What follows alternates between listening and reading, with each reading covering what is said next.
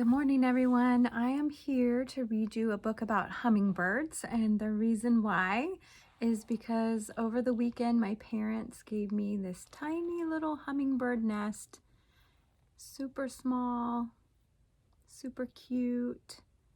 So I'm going to read you a book about hummingbirds, very soft inside for the eggs. We'll find out a little bit about what hummingbirds use to make their nests. So I'm reading you a nonfiction book called Hummingbird. Rebecca Stefoff is the author. All right. What is this tiny bundle of shiny feathers? It's a hummingbird. Hummingbirds got their name because of the noise they make when they fly. Their wings move so fast that they give off a humming sound. Most hummingbirds are little. The world's smallest bird is the bee hummingbird. It's not very much bigger than a honeybee. The hum of its wings sounds like a buzzing bee. The hummingbird starts life as an egg in a small nest. The nest is built of bits of sticks and leaves. The mother bird lines the nest with spiderweb and thistledown to make it soft and warm. Then she keeps her eggs even warmer by sitting on the nest. When the eggs hatch, the mother bird flies back and forth all day, bringing food to the hungry baby birds. Baby hummingbirds grow fast. Soon the young birds have a full coat of feathers. When they start flapping their wings, they're ready to learn to fly. The first trip out of the nest is a big adventure for the little hummingbird. One youngster watches from inside the nest, while the other perches on a branch for the first time. Before long, both birds will fly away from the nest to live on their own. Why do we almost always see hummingbirds around flowers? Hummingbirds live on nectar, the sugary juice inside a flower. They buzz from flower to flower, sipping at the nectar. They especially love red flowers. That's why people who want to see hummingbirds in their gardens plant bushes with red blossoms. If you see a hummingbird, it will be perching or flying. Its legs are too small and weak to walk, but its strong wings can carry it to more than 200 flowers in one day. How does a hummingbird get the nectar out of a flower? By using its pointed beak. Many hummingbirds have specially shaped beaks to help them reach the nectar. The sicklebell's beak curves far down into a half circle. If you can see that. The sicklebell uses this curved beak to poke into skinny flowers that point upward. Other hummingbirds have long, straight beaks to reach inside very large flowers.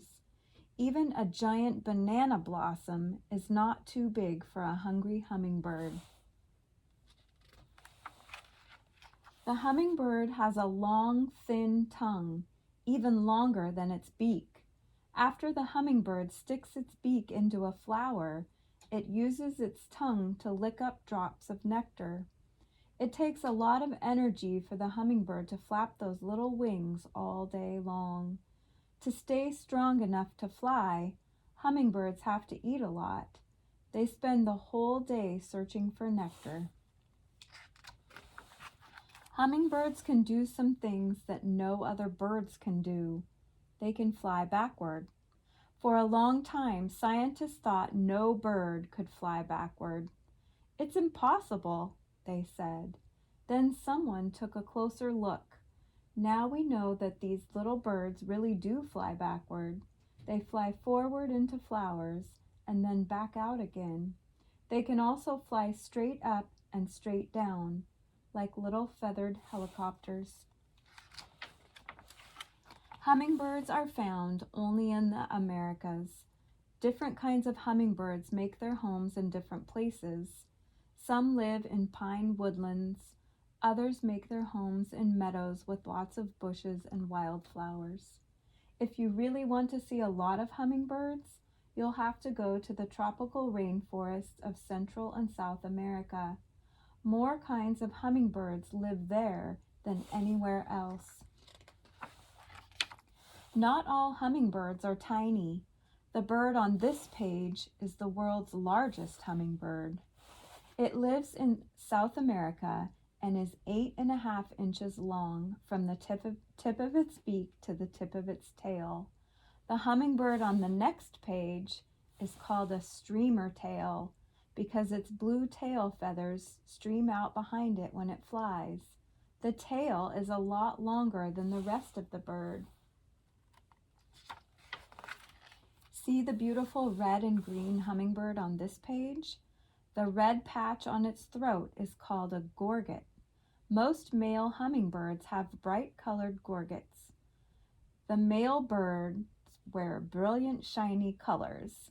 The female birds wear softer colors and don't have gorgets. Look at the two birds on this page. Can you guess which one is the female and which one is the male? This is the male, this is the female. New life begins when a mother hummingbird gathers leaves, grass, and spider web to make a nest. Then she lays her eggs.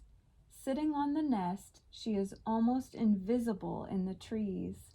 But if you look closely, you can see a bright, shiny green speck of life, like a jewel with feathers, a hummingbird. And here are different kinds of hummingbird. There's the bee hummingbird, ruby-throated hummingbird, white-crested coquette, rufous hummingbird, white-tipped sicklebell. Are there more? Oh, and here's the giant hummingbird. All right, so that was our hummingbird book. And I just wanted to let you guys know this nest blew out of the trees near my parents' house when it was really windy. They didn't go and take the hummingbird nest. A lot of times when it's been really windy, you will find bird nests on the ground. Oops. So I'm going to keep this here in the library, so whenever you guys are able to come back to school, I can show this to you in person. And I hope you have a great Monday, guys. Take care.